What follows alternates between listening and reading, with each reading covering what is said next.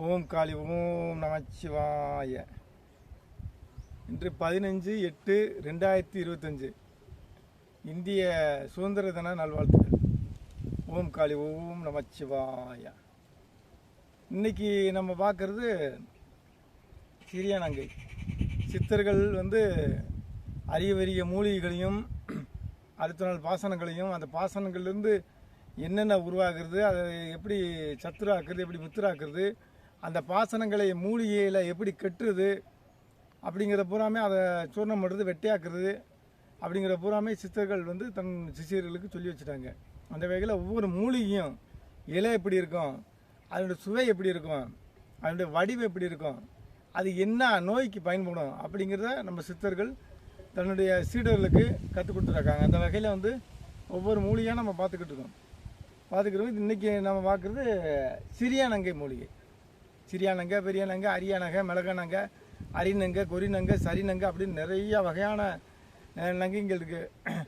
அந்த வகையில் இன்றைக்கி சிறியானங்கை மிகவும் ஒரு சகல கொடிய நோய்களையும் குணப்படுத்தக்கூடிய மூலியாக இருக்குது. அந்த சிறியானங்கையினுடைய வடிவம் இதுக்கு, அதனுடைய சுவை இதுகளை பார்ப்போம். இது சிறியானங்கை இலைய. இது இலை தண்ணி வச்சுக்கிட்டே இருந்தால் இலை இந்த தண்டி வரும். தண்ணி கொஞ்சம் இல்லாத இடங்கள்ல மலைகளில் பார்த்தா இலை சின்ன சின்னதாக இருக்கும். இதுவே சுருங்கி சின்னதாகும். பெரிய நங்கு இதை விட பெரிய பெரிய இலையாக இருக்கும். அது எவ்வளோ தண்ணி பாய்ச்சலாம் பாய்ச்சாட்டியும் அந்த பெரிய நங்குங்கிறது இலை பெருசாகவே இருக்கும். இது நீர் பாய்ச்சாமல் வறண்ட காலங்களில் மலைகளில் இருக்கிறது என்ன ஆச்சுன்னா சின்ன சுருங்கிடும். நீர் பாய்ச்சதுனால நமக்கு பெரிய இலையாக இருக்குது சிறியானங்க. இது இலைங்க. பூக்கள் சின்ன சின்ன பூவாக இருந்தால் பூ பூத்து இந்த காய் பூ எடுத்து அப்படி காய் உருவாகும். பூ எடுத்து இதுலேயே விதைகள் விதை வெடித்து செதறி அது விதை விழுகிற இடமெல்லாம் எல்லாம் என்ன ஆகும்னா பூரா முளைக்க ஆரம்பிச்சிடும். என்ன முளைக்குன்னா இந்த கண்ணுகள்லாம் முளைக்க ஆரம்பிச்சிடும். கசப்பு கொடுத்தனால கசப்பாக இருக்கும். கொடிய கிருமிகளையும் கொடிய நோய்களையும் அழிக்கக்கூடியது இந்த சிறியானங்கை. இது மாதிரி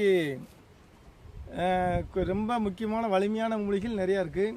கடுமையான கொடிய வியாதிகளை போக்கக்கூடிய மூலிகைகள் நம்ம தேசத்தில் இருக்குது. அந்த மூலிகைகளை ஒவ்வொன்றா எடுத்து நம்ம பயன்படுத்தி பாம்பு கடிக்கு இதாகும். பாம்பு கடிக்கு இதன் மூலம் ஒரு மருந்து செய்யலாம். சகலமான 1000 நோய்களுக்கு இந்த மூலிகை பயன்படும். இந்த சிறியானங்கை மூலிகை 1000 நோய்களை குணத்தப்படக்கூடிய ஆற்றல் உள்ளது. ஒவ்வொரு நோய்க்கும் அதை அனுமானம் சேர்த்து என்னென்ன செய்யணும், அதோட வேறு என்னென்ன சேர்த்து ஒவ்வொரு மருந்தையும் சேர்க்கும். வேறு மூலிகைகளும் மருந்து சேரும்போது ஒவ்வொரு மருந்தாகும்.